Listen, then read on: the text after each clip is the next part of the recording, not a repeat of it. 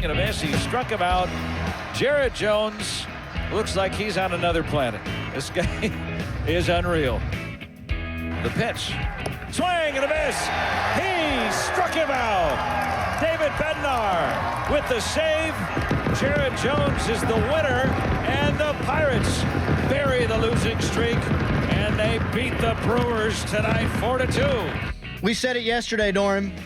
You got to let him go. Got to let him pitch. Don't pull him early. Pirates in desperate need of a win. Needed to break that losing streak. 4-game series against the first-place Brewers. First division series of the year. It's not time to baby Jared Jones. Now, you and me were two of the only people who were defending the Pirates' decision to pull Jared Jones when they did against the Mets after 59 pitches. It is a little bit confusing to me, though, how you're so careful with him one start. I mean, he threw 59 pitches, 50 strikes. He was absolutely cruising.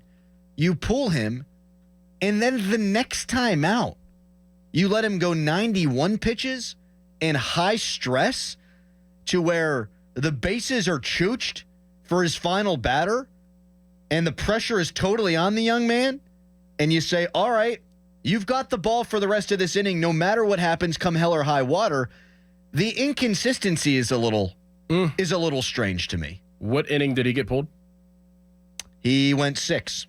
So he went one more inning. One more inning, but 32 more pitches. So it's basically just an innings limit for him. So it's like, okay, we're going to give you one more inning.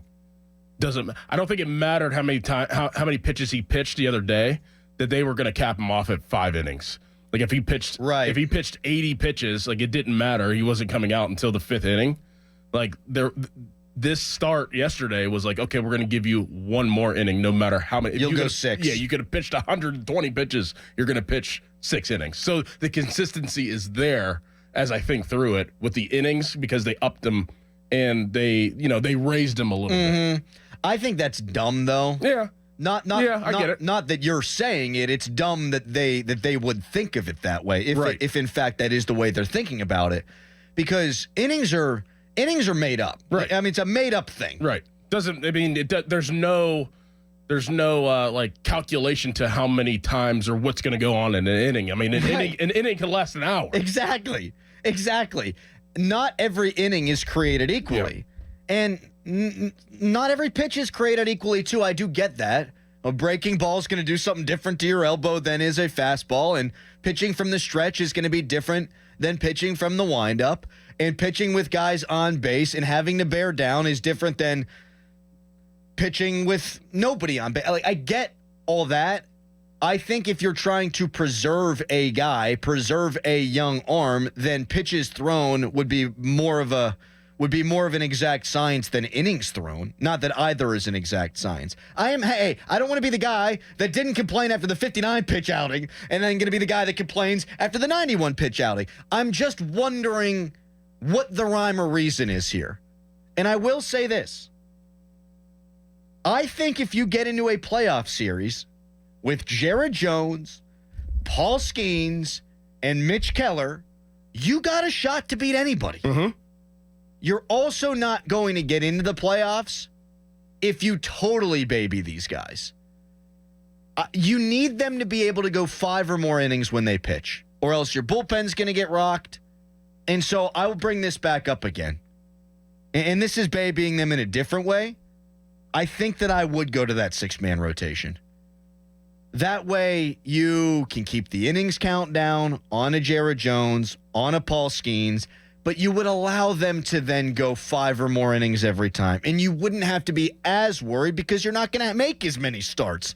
I want them, when they get their opportunity, to take their turn in the rotation, to give everything that they can give. And I think the best way to do that is probably go to a 6-man rotation, and you can be light on your feet. Mm-hmm. If Bailey Falter turns into a pumpkin, if he turns into the Bailey Falter he was last year, and really the Bailey Falter he was over the course of his career, well, then you adjust on the fly, and you go back to a 5-man rotation. But so long as Bailey Falter and the rest of these starters, they've pitched well, continue to pitch well, I'd go to a 6-man rotation, And I think that is something that Pirates fans could wrap their arms around. And it's almost the compromise here. Yeah. Let them be them when they do take the mound, but also you can protect them by giving them an extra day rest before they take the mound.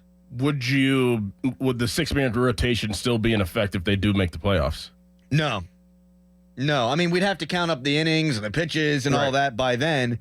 But if they were able to make the playoffs, you're going Jones, Skeens, Keller, and then you see if you even, depending on how long the series is, then you might consider throwing another guy out there. Mm-hmm. But I would tighten it up come the postseason. Okay. Yeah. Yeah, I could live with that. I like it. I think it's the best available option to them. Instead of Jared, today, buddy, we love you. We need you. Today, though, pal, you're only going 5. You might throw 12 pitches in 5 innings. Mm-hmm. You're only going 5. Hey, Skeens, we're only going to let you go 4 today. That's not going to make any Pirates fan happy because we saw the reaction when they pulled Jones before. We were the only 2 people who weren't like mad. Like the spectrum was people were pissed or they were the 2 of us. Yeah. There was nobody else defending it. There was nobody in between. It was either pissed or us. That's going to be the case when Skeens comes up times 10 because of the hype surrounding this guy. So what's the best available option at their disposal when your starting rotation has actually, surprisingly, been a strength? Just go to a 6-man rotation. It makes all the sense in the world to me. And, Skeens is getting used to pitching every 5th day now in the minors, and they want to be able to see if he can do that. Great. He's going to need to do that at some point. But we know he can go once a week. We know he can go every 6th day. So he should feel actually better about that if and when he comes up too. Yeah. I'm starting to warm to it. I just think it's so much better than pick a start here and there and these guys are only going to be able to throw 60 pitches. Right. You're not setting them up for success or your team up for success. And Ben Cherington said this weekend that winning baseball games is still the most important thing. Well, okay, if it's the most important thing, find a way to let those guys be them every time they take them out. And it doesn't mean you can't dial them back from time to time. You do need to be thoughtful with the way that you approach these guys.